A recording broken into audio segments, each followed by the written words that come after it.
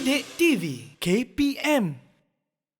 Kita dah sampai ke bahagian esei iaitu bahagian B ya. Bahagian B kita ada 2 esei iaitu soalan 8 dan juga 9 dan setiap soalan itu 20 markah. So pecahan mungkin A, B, C atau A, B. Sama juga dengan soalan 9 dan ini adalah soalan wajib ya. Murid-murid jangan lupa ini soalan wajib.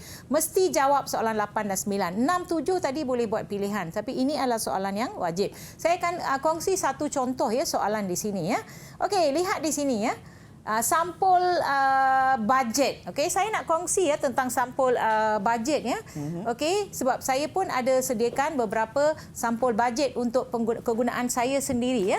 Jadi saya pun dah minta ya pelajar-pelajar supaya okey, baiklah. Tengok, untuk saya sendiri ya, untuk keluarga saya sebab saya dah bekerja, jadi saya ada minta maaf jatuh pula. Sampul bajet yang saya gunakan ialah nombor 1 ialah untuk bil air. Saya bayar bil air sendiri, jadi saya masukkan pendapatan saya tu berapa banyak. Mungkin bil air saya sebulan RM100. Tinggi tu Kemudian bil TNB. Lebih kurang RM400 saya letakkan di sini. Besar rumah, okey. Kemudian bil Selcom. Saya gunakan Selcom jadi saya bayar, okey. Kemudian yang ini ialah sewa rumah. Okey, so ini adalah antara untuk orang yang dah dewasa dan sebagainya, kita sediakan sampul ini, kita masukkan duit ini. Kalau ada lebih, baru kita gunakan untuk perbelanjaan lain. Dan sebagai kerja rumah, saya dah minta murid-murid saya menyediakan sampul mereka. Cuba kita lihat apa sampul bajet yang mereka ada. Siapa nak tunjuk? Silakan.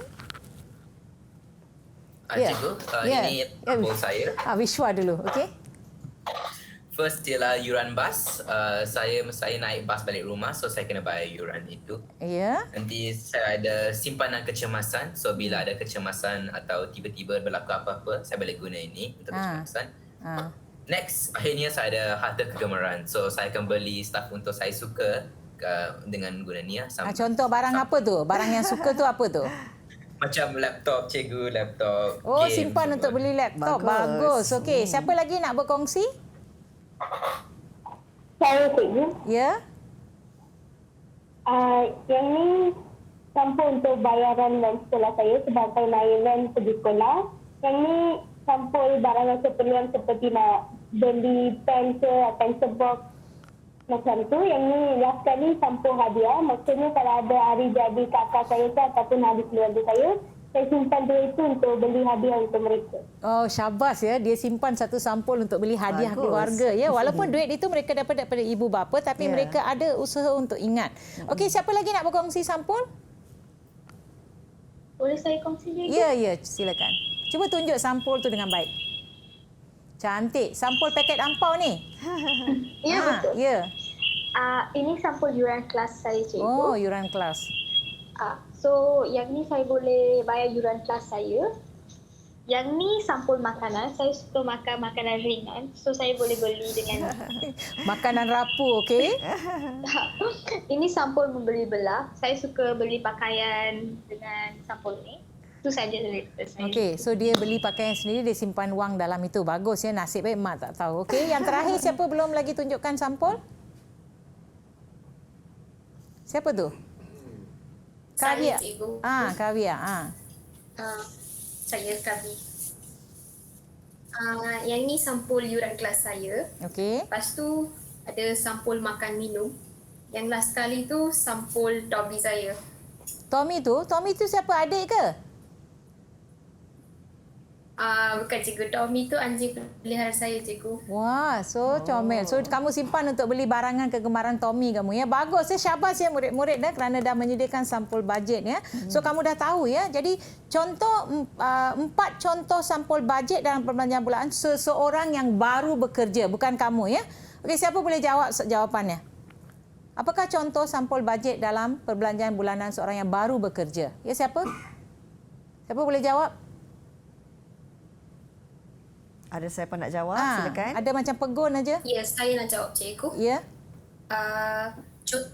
Contoh sampul bajet ialah sampul sewa rumah, sampul bil elektrik atau air, sampul bil telefon, sampul makan minum, sampul bayaran kereta atau motor, sampul kecemasan dan sampul simpanan. Sampul kecemasan tu yang pentingnya. Kadang-kadang kita sakit ke apa, tiba-tiba kita perlu nak bawa rawatan dan sebagainya, kita perlukan sampul tersebut. Sangat bagus ya.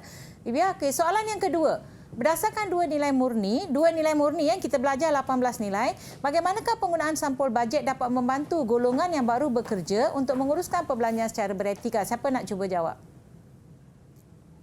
Boleh saya cuba, Cikgu? Ya, Bishali. Nilai murni yang patut kita amalkan adalah nilai kesederhanaan, nilai rasional dan juga nilai bertanggungjawab. Ya. Cara penggunaan sampul bajet dapat membantu golongan yang baru bekerja untuk menguruskan perbelanjaan secara beretika ialah agihkan gaji atau pendapatan ikut perbelanjaan keutamaan dan masukkan dalam sampul. Contohnya, kita haruslah membayar sewa rumah, bayaran ansuran, insurans dan lain-lain. Ya. Kita haruslah memastikan wang yang berbaki dimasukkan dalam sampul kecemasan dan simpanan. Ya. Contohnya, jika perlu rawatan perubatan, kecemasan atau kenduri kendara, kita juga haruslah bayar semua perbelanjaan keperluan dan jangan tertunda. Dengan ini, kita dapat mengelakkan hutang dan juga masalah lain. So ini untuk esei 8 markah yang perlukan nilai. Jadi mereka terangkan nilai dan juga berikan jawapan ya. Okey, kita lihat pula soalan yang ketiga C. Huraikan kepentingan, saya nak pelajar baca jawapan di sini ya. Huraikan kepentingan pengurusan perbelanjaan kepada diri dan keluarga. Okey, siapa nak bacakan dahulu bahagian pertama? Ya, Bishwa. Cikgu. Okay. Cikgu, kepentingan pengurusan perbelanjaan kepada diri dan keluarga ialah kita ada simpanan untuk masa kecemasan. Contohnya, bila seseorang anggota keluarga tiba-tiba mengalami kemalangan, kita ada duit untuk membayar bil hospital mereka. Okey. Selain itu, diri dan keluarga dapat hidup dengan tenteram dan kita tidak perlu ikat perut dan boleh makan dengan selesa. Di samping itu, keluarga bahagia dan tiada pergaduhan berlaku kerana isu kekurangan wang, hutang dan lain-lain tidak berlaku. Ya, terima Itu sahaja, kasih. Okey, siapa lagi nak sambung bahagian yang akhir ni? Boleh saya sambung, Cikgu? Ya, sambung. Selain itu, imej diri dan keluarga terjamin. Seterusnya, kita boleh merancang perbelanjaan untuk pelbagai perkara seperti melancong, perkahwinan dan sebagainya. Okey. Kita dapat hidup di dalam keadaan aman. Lain daripada itu, keluarga tidak berpecah-pecah kerana ketiadaan perselisihan faham antara ahli keluarga. Air sekali rasa hormat yang tinggi kepada anggota keluarga. Itu sahaja, Cikgu. Okey, so baguslah. Ini adalah jawapan contoh ya untuk soalan esei bahagian soalan nombor 8 bahagian C. Tapi pecahan markahnya ialah 8, 2 dan juga berapa tadi ya? 8, 2, 10. Okey, kita lihat ya pecahan, kita lihat tengok pecahan tadi. Okey, markahnya 4, 8, 8. Okey, baik. Right, 16 dan 20 markah. Jadi untuk 20 markah. Jadi kita lihat uruskan perbelanjaan dengan beretika. Kita dah sampai ke penghujung jalan. Okey, bahagian saya. Jadi saya pun nak ucapkan terima kasih ya kerana murid-murid telah menjawab dengan baik ya. Saya serahkan kembali.